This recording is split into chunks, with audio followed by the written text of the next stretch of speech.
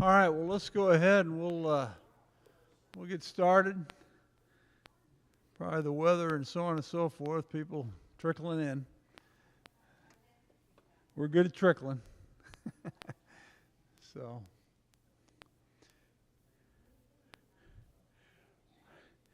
all right, in this portion we've been looking at, and for those that weren't here for the last couple of weeks, kind of catch them up, is that we've been looking at in some detail this transition that was going on in the thinking of our fellowship in the early part of the 20th century.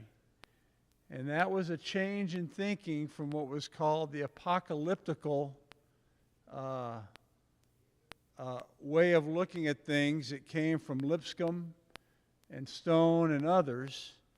And what that was, as you remember, was the view that the world is, was that the world, we got those, okay. Was the world is controlled by Satan, if you will, that all the governments, rather, of the world are not really of God, and that only when God comes back will things be right. And so that basic kind of outlook and understanding. And so as a result of that, you don't involve yourself with these affairs of this world. Because who is your allegiance to? Who is your allegiance to? And so that was the basis of that. And that had many effects. Like you don't join the military. You shouldn't even vote. You shouldn't hold government office. Why? Because when Jesus comes, it's going to destroy everything. Remember, that was Daniel and other passages that we looked at. Well, and so what happened? Things started changing. The economy grew and got better, and people's more people were achieving those economic benefits than there had been before. So that's a lens that kind of changes your thinking. And of course, a major one we looked at was when World War II came and they're drafting everybody, or World War I came, excuse me, and they're drafting everybody. Well, that challenged the pacifism point of view. Not only did you have the government coming down on you, that you're going to go to jail unless you're serving and so on and so forth. And so a lot of that worked to challenge and to change that thinking. And that spirit, if you will, kind of made it hard to hold that position that it once did. And so that's what we see happening here. And so we have people like Foy Wallace and others have been seeing that as they've been buying into the more patriotic view, if you want, of the country and less of a separatist view that David Lipscomb would advocate, we see this playing out. And so there were those that saw the problem with this apocalypticism is it makes the idea of the church seem like an afterthought. And that just can't be. And so they set about trying to challenge that way of thinking and eradicate it. In addition to, it was a foundation behind the pacifism that was going on. Now remember, everybody didn't think all of this and every little thing, but this was happening and affecting kind of on a large part. Now, even though, hopefully we've seen over time, that even though we may not be aware of events and things that happen, they still trickle down and affect us. Just because we aren't aware of it doesn't mean it doesn't have necessarily an influence in some shape or form. And so this is what's going on. And so as we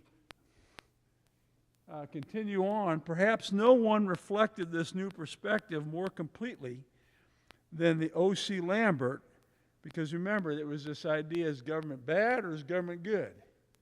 Well, there were those that say, well, wait, we're the United States, our government is good. And who maintained that government was bad only if it did bad deeds. He said, I've been living some time, and the United States government has never persecuted me for my religion. if that is the way the devil resists the church, it seems to me he is wonderful. He's always a little hyperbole there in contrast. Lambert was dumbfounded that Lipscomb would make the devil the head of the United States government. Because remember, Lipscomb said they're all the same. And so that's the context of what's going on here.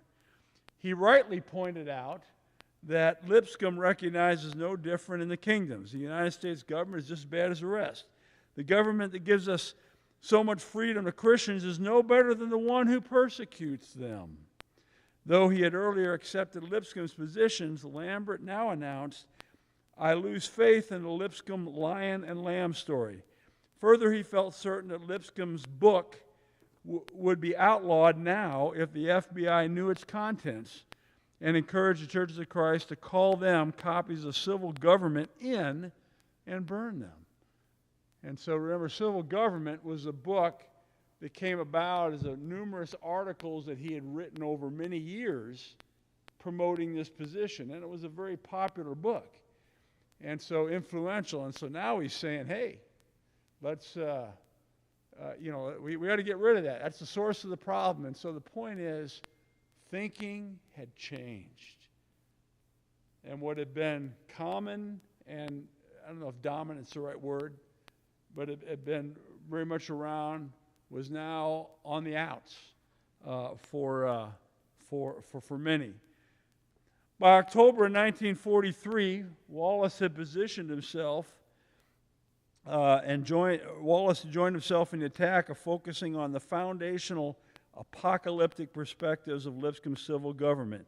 And looking back over the years in which this book and others like it were circulated among the brethren, it's not hard to see how the theories of premillennialism found soil in which to grow among our churches of Christ. And so he's saying, that's why these positions, because this book was influential. He rightly observed that premillennialism calls for the very things taught in Civil Government by David Lipscomb. And so remember, in his view, premillennialism bad. And so if this is similar, we shouldn't have that. The two theories go together. They fit each other perfectly. And for these reasons, he concluded that Lipscomb's book was about as rank with false doctrine as one book of its size could be. And he expressed his shame that any recognized leader among the Church of Christ, past or present, should espouse and promote such a doctrine as that of Lipscomb. And so we see this complete, in the minds of some, he was the big guy. He was the one that everybody looked to, and now he's kind of on the outs. How did this happen? Well, that's what we've been looking at. Wallace wrote the epitaph to the premillennial controversy in 1945 when a majority of Churches of Christ in Houston, Texas, invited him to deliver a series of sermons in their city's music hall, espousing modern millennial theories. The churches intended these lectures to rebut premillennial teachings in the city of Houston, but Wallace and his colleagues had already defeated the premillennial vision among mainstream churches. And the book that resulted from Wallace's lectures, God's Prophetic Word, served more than anything else to celebrate that triumph. Have any of you ever seen that book? Or read that? I mean, obviously that was quite a while ago. But, often what was done is that preachers would publish the lists of a book that was a compilation of their sermons on this particular topic, and then get that out, and that's what the result of this was, and so it was pretty popular. So, how are we to assess the significance of this anti-bull crusade among Churches of Christ? First, it represented a rite of passage among the culturally pessimistic separatist mentality that had characterized the Stone Lipscomb tradition in the 19th century. And it was now going to a culture-affirming, patriotic mentality that would increasingly characterize the mainstream of our fellowship in the 20th century. So this change. Politically, this passage,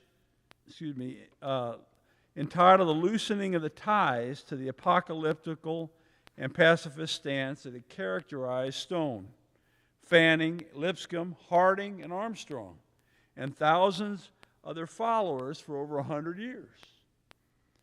Religiously, it meant the near complete triumph of the rational, progressive primitivism of Alexander Campbell that had both coexisted and competed for nearly a century with the more pessimistic, apocalyptic primitivism of Stone. And sociologically, it meant the beginnings of the shift from us being kind of an exclusivist sect to more in tune with everybody else that was out there, that cultural look. And so, very, very big. And as we originally looked at the merger, there was many things in common was what brought about the merger.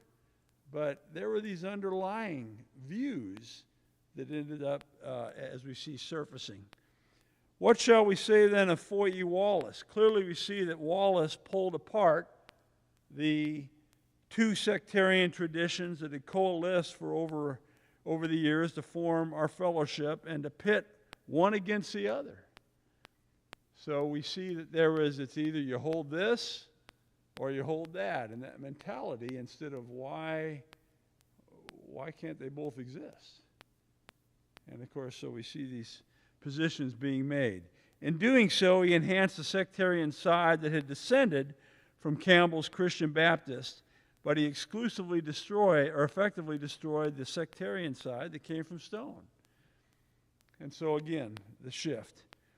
This led our Churches of Christ paradoxically to become increasingly sectarian as compared to the surrounding denominations, but increasingly denominational compared to the world of politics, militarism, and the values of the surrounding culture. In this sense, for all the differences, Wallace and Benson had proved to be effective agents of modernization, and Wallace, Benson, and Davidson were responsible for Churches of Christ moving on to denominational status. So let's remember our definition of our terms here. We see, as a body of people in this time period, instead of being exclusive and separatist in the Lipscomb tradition of have nothing to do with the world and so on and so forth, we see that we have become acculturated, as they call that. We're becoming more of the culture. We're becoming more Americanism and the patriotic and so on. And so that's becoming more of the stance and position like the rest of the denominational world, if you will, that was out there. Being in tune with it, being part of everybody else. At the same time, we also tended to hold on to that exclusiveness that this is the right way of thinking.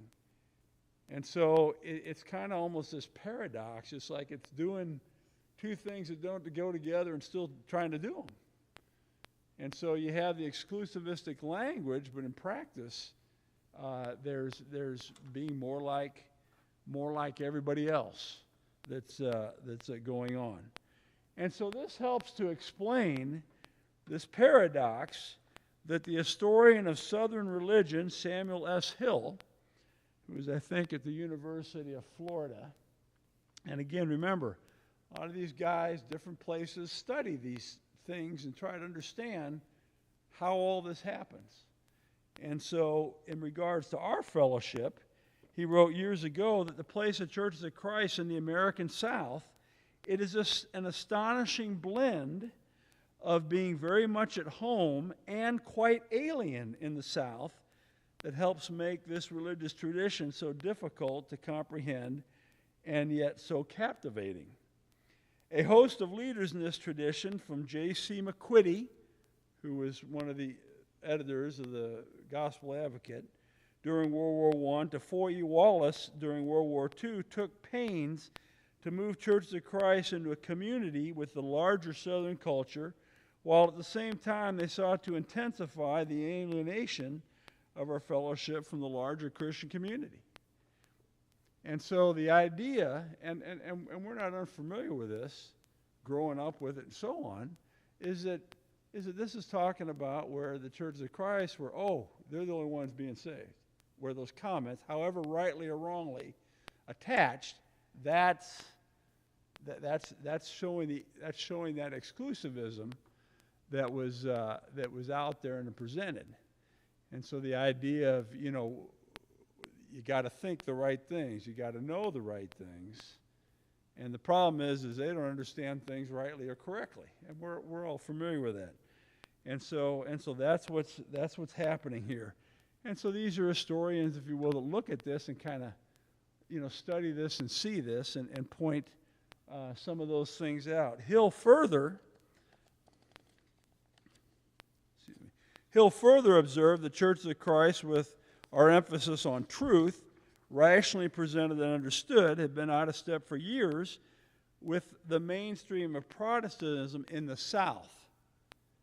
Okay, now, remember, we spent a lot of time looking at the revivalism and the things that Stone and others had promoted.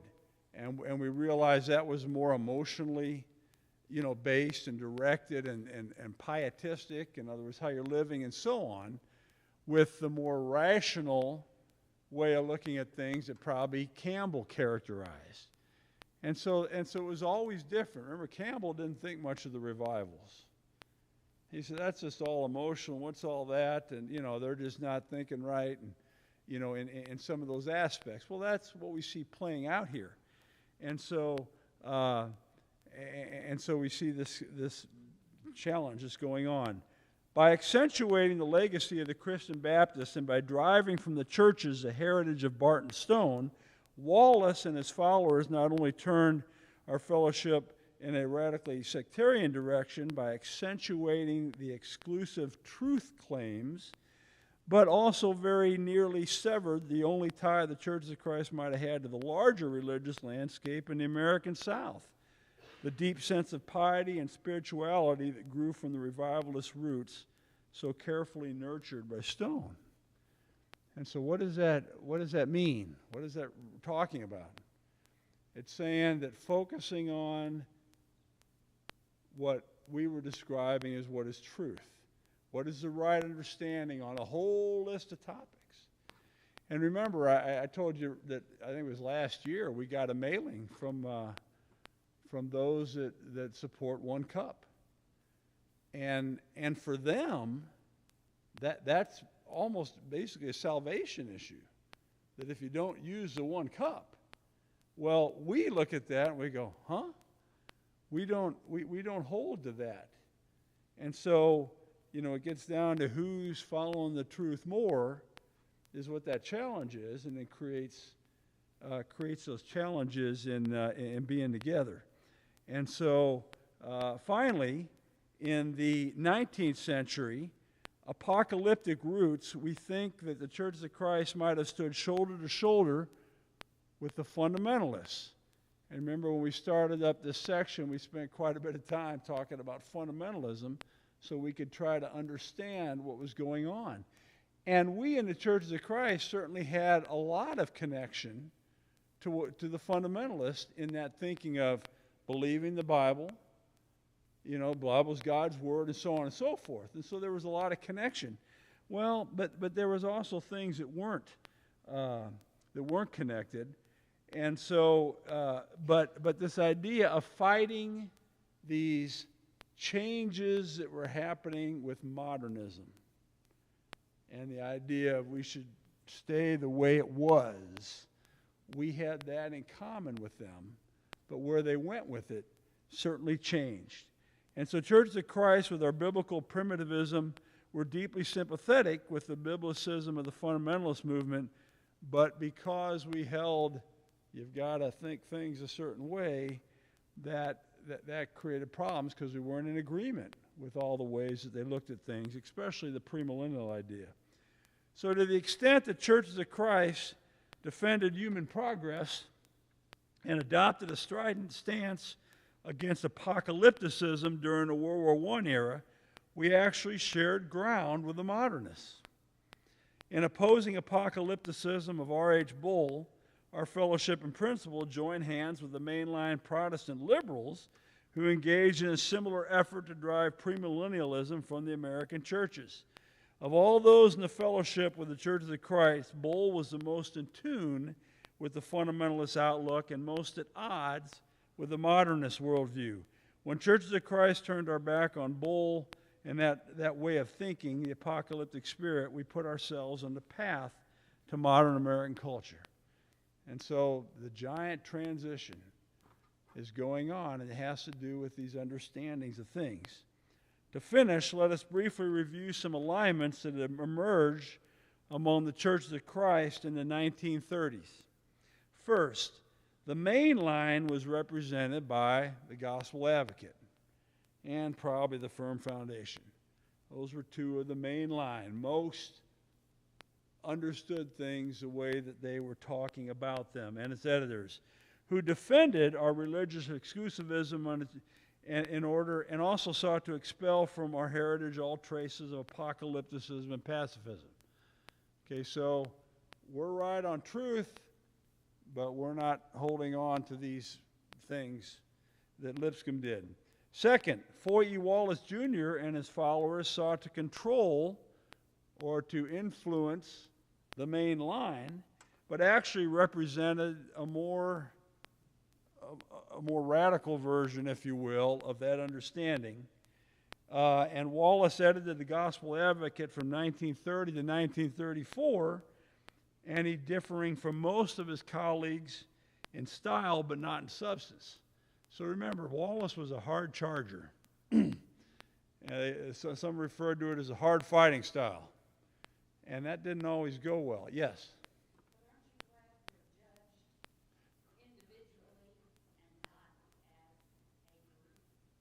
Sure. Okay. Well, I understand that. There are those that would disagree with that, meaning they would understand that. Sure. Yeah. Sure. I understand that. And however, those publications, those publications don't exist like they did at one time. Now, for whatever reasons, changing in the digital, whatever the reasons, in the last few years, Firm Foundation, Gospel Advocate, and a number of those publications, as they were understood, don't exist anymore. However, they were extremely influential, and people subscribed to them because for the most part, depending on which ones they subscribed to, tended to discuss or present or promote the way they understood things. And sometimes that was different. And so for like Wallace's Bible Banner, well, Gospel Advocate is a little too wimpy in his view and the way he looked at things, and so he presented them in certain ways. And so you can still find publications that do that, though they're maybe more digital now, because we see magazines are kind of going away, right, at least from what they were at one time, on whatever topic. And so it was influential for many, and they shaped understandings. Take newspapers, for example, and we've mentioned this. My family was a Globe Democrat family, as opposed to the Post-Dispatch family. And those, the Globe Democrat tended to be more conservative, at least on the editorial page. Usually that's defined by the editorial page. And the Post-Dispatch tended to be much more on the liberal side of things, for however you describe that term. And so we wouldn't be caught dead with the Post-Dispatch. But when the Globe Democrat went under, what do? So you got the Post-Dispatch. And you tolerate it. At least you did the sports page, right? At least I get it for the sports. And so, well, but in a sense, just like, like the New York Times is always held at as anything worth news is, well, others would say, you've got to be kidding me. Or others look to the Washington Post, and others would call it the Washington Compost. Okay?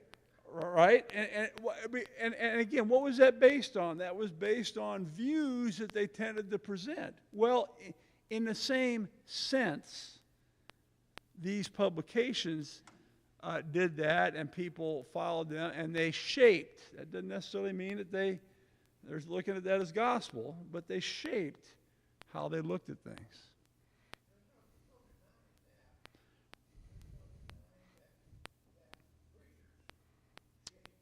Sure they do.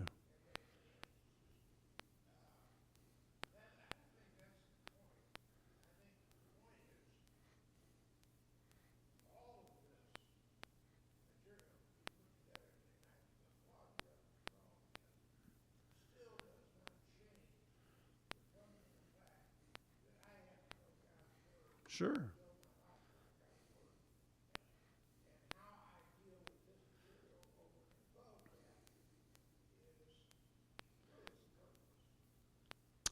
In an ideal way, yes, meaning should be that way, but things still influence and affect us.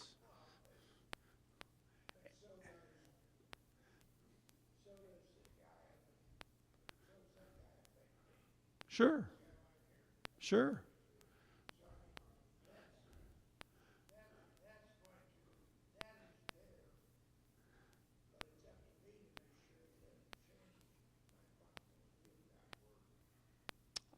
I wouldn't disagree with that. But often we have denied those influences. And we've said our position is the one that is in whatever that position happened to be, that we're the ones following the word and they're not, and let me give you the reasons why, and then they would do the same thing. I, it's just what exists. And so the question is, why or how? And so I think it is helpful if we try to understand the underpinnings and the things that have gone on as to the whys of things rather than just seeing that they're there.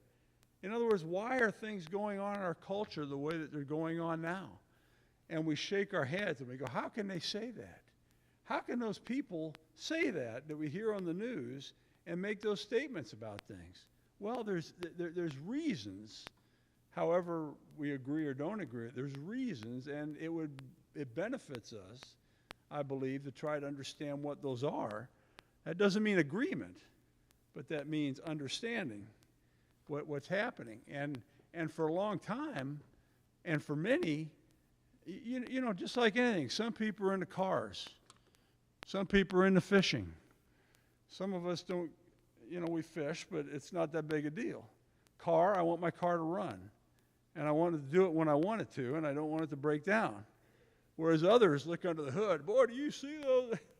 And they get all excited. Well, I don't get excited about that. My son-in-law might. My son-in-law knows how to fix cars. He knows how to take out transmissions and engines by looking at YouTube and putting them back in, and it all works. I don't understand that. I don't care to. That isn't where I'm at. And so everybody has different, you know, different things. And so, you know, sometimes us history geeks get you know, because we're seeing these connections and trying to understand the whys. And so I know that some find that not as exciting. Carl.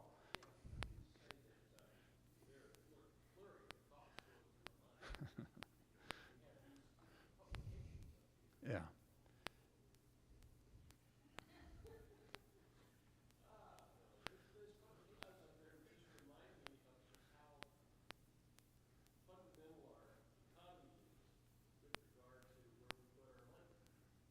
Okay.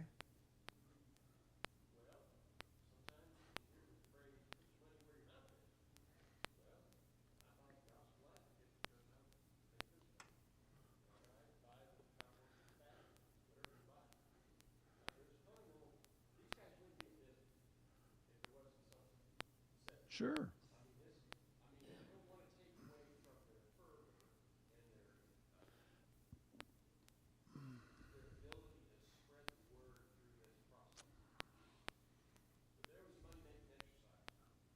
Well, it had to be supported, and then when it wasn't, they kind of went down.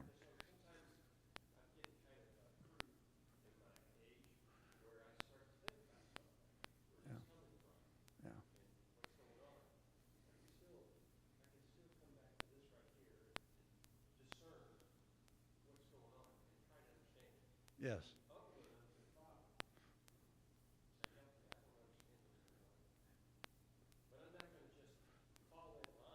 Yeah. Yeah.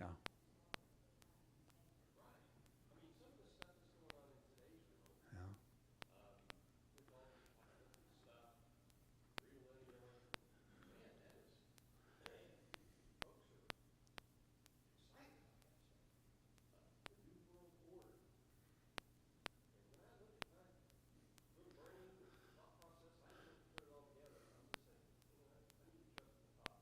Yes.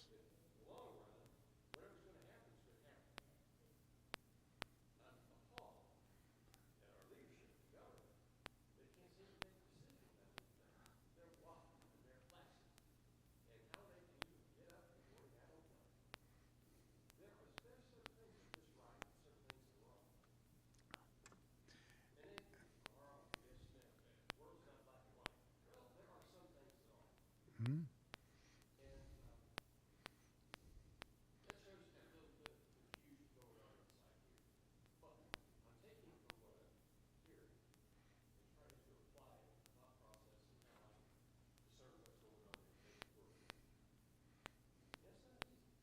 No, it's not.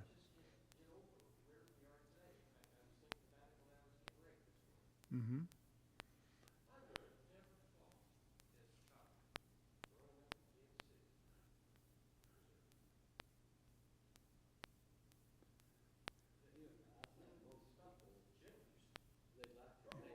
Hold, hold, hold on just a second, Carl. Okay, Carl just said that most people like to generally go along with what most people, or what they think most people believe. And of course, we all want to be on the winning side, where the majority is, right? I mean, we want that. Why are people so upset with the Cardinals? Well, because they aren't winning. Now, they have been a little bit more lately, but right? But that's, and so you see people get all, yet when things are going great, it's like, because people, want something, and I just picked the Cardinals out because we're familiar with them. But not to cheapen what the point was, but I think you're right. And so, but when you're looking at the news, aren't you shaking your head? Like, how can people think like that? Because they're not thinking like we do. And I'm not saying that they have good reasons for doing what they're doing or thinking that way, but it probably behooves us to try to understand how they can even think that way. I think so. That doesn't mean we agree with it or support it, but why? Because it seems so out there, so far from our common sense, the way we look at things. But why are they doing that? Because they obviously feel very passionate. Now, we've all seen the news clips when they interview the people that are protesting, that most of them don't even know what they're protesting about. You're right? And, okay, well, how does that happen? But how does that happen? Right? And so, yeah.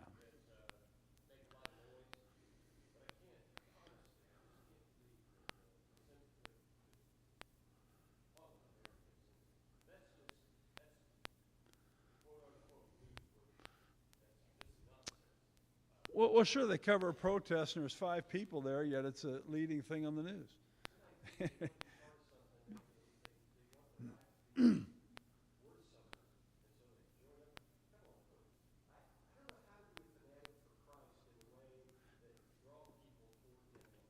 Yeah.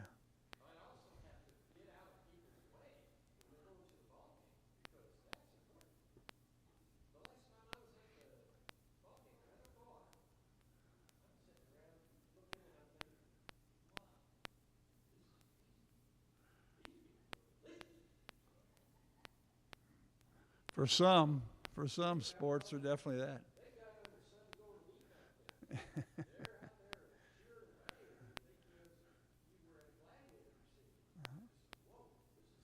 And they spend money on the expensive jerseys instead of the lower priced T-shirt, right? Sure. And so people all over. And I think if you even looked at the Cardinals, again, we're picking them because we're familiar with them. But I bet you what people think there, if you started asking them, it might be all over the place. it might be all over the place. And so some people think, how can you be supportive of the Cardinals and be this nut job you are on these other things, and yet they would say the same thing about you.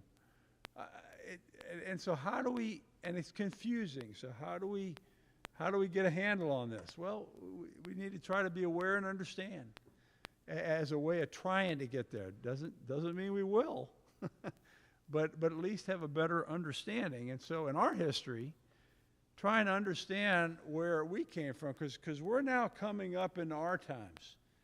We're coming up into the things that people did and practiced and believed and so on and so forth in the times that we've lived.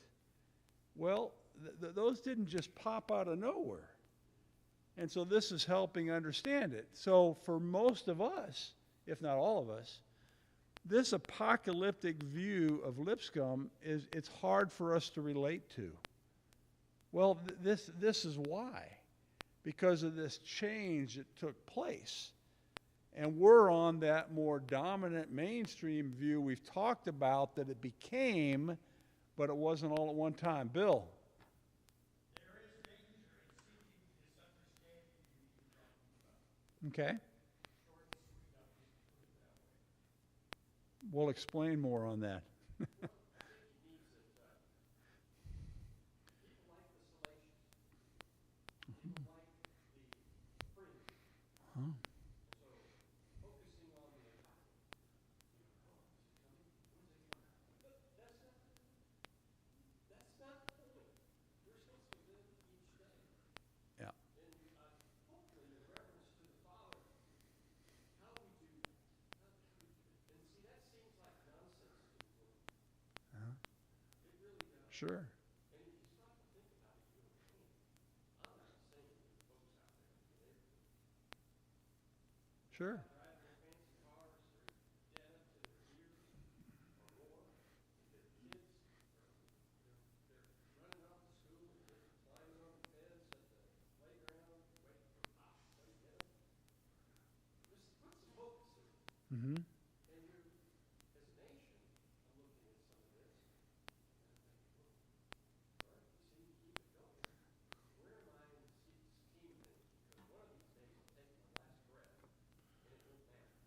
Uh-huh. At that point, it's all over. In judgment before the Father comes. These kind of things just, they hammer home. Sure. What's Carl about? Sure. What kind of influence have I had on others? Sometimes it's nothing good. Yeah. You know, lack of patience. Well, and so again, as we look at this, and you know, we're looking at these responses or what people did, and we're thinking, well, why are we even looking at that? Well, because and we think, wow, they might have been off track, or whatever. Well, how did they get off? How did they get that way? Because they were trying to follow the Word, study the Word. You know, we're part of the same genetic tribe, if you will, so on and so forth. How did that happen? And so, again, for me, I find that interesting in trying to understand how and the why so that we can better understand who we are in these turbulent times. And it's not that all that's true, but I think that these connections, these influences are still there, and sometimes more than we realize in what we hold. And so, just us being aware of that. Mm-hmm.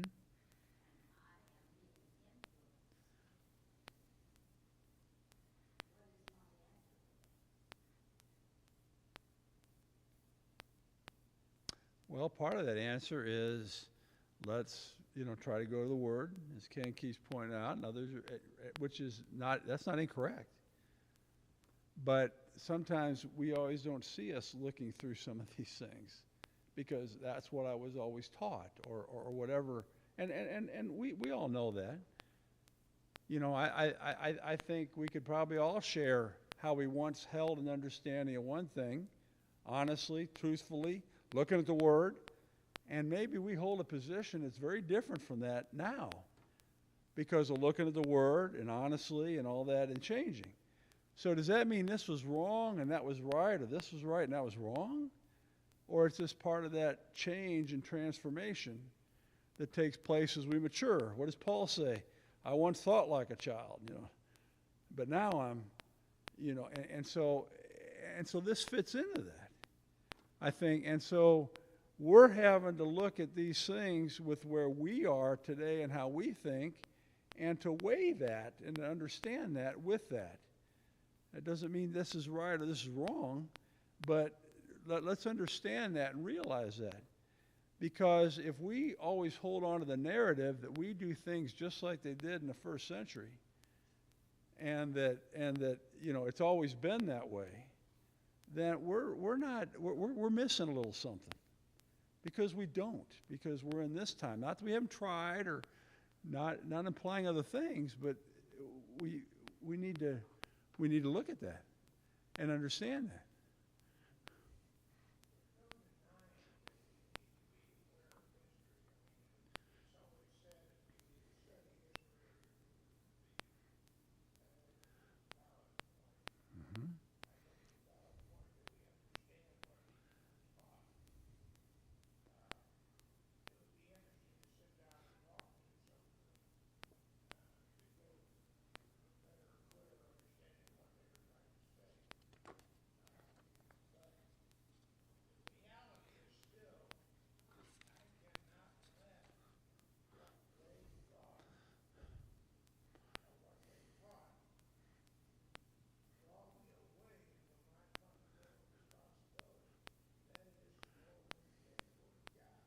Mm-hmm.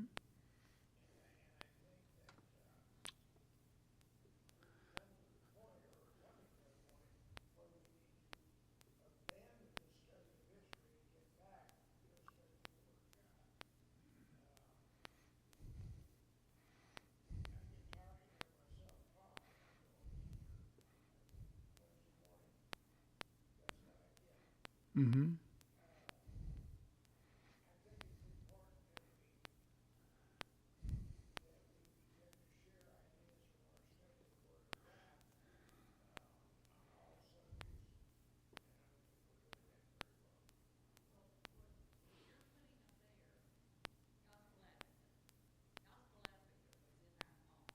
Mm-hmm.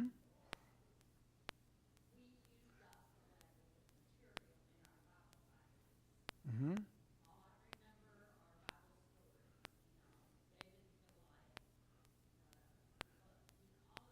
The curriculums they published. Mm-hmm.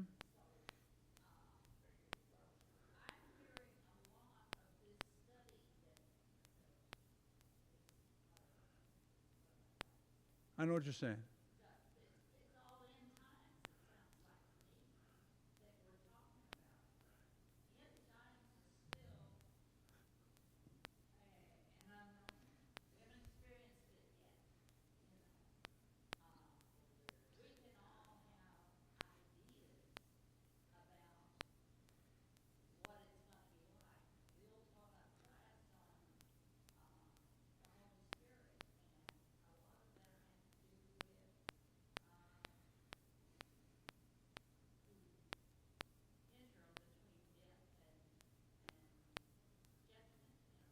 Uh-huh.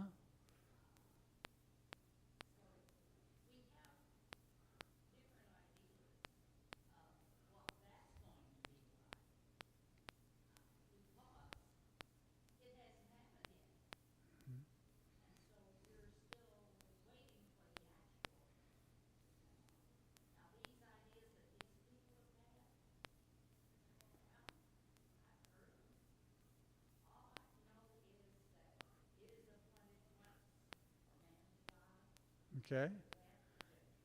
All right.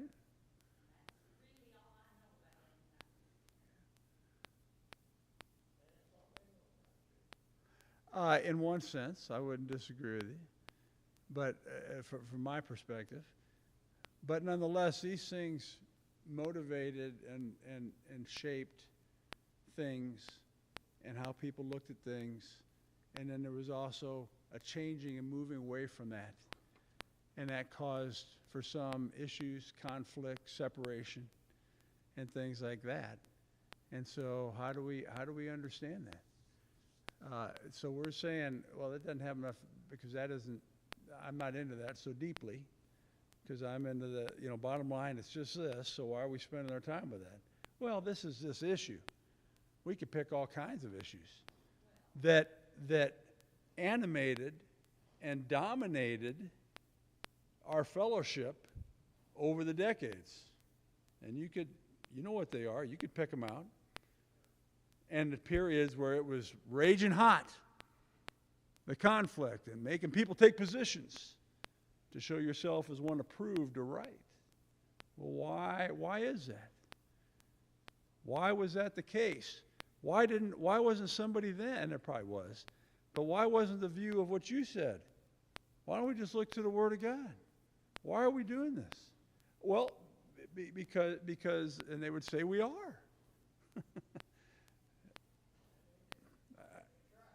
Well, and so it's challenging.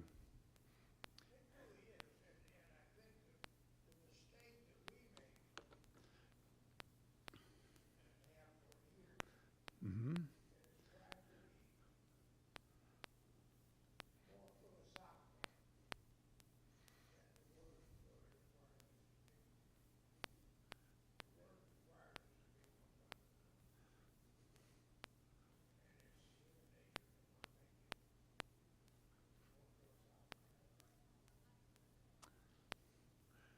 That's going to take some thinking, what you're saying. That's a big picture thing you're talking about. So we got to end here. So thank you. And next week we're going to start looking at grace, and where grace came into this whole mix. And so, well, that's a great point. That's a great point. It was there all the time. So how is it that some lost sight of that? How is it that some lost sight of that?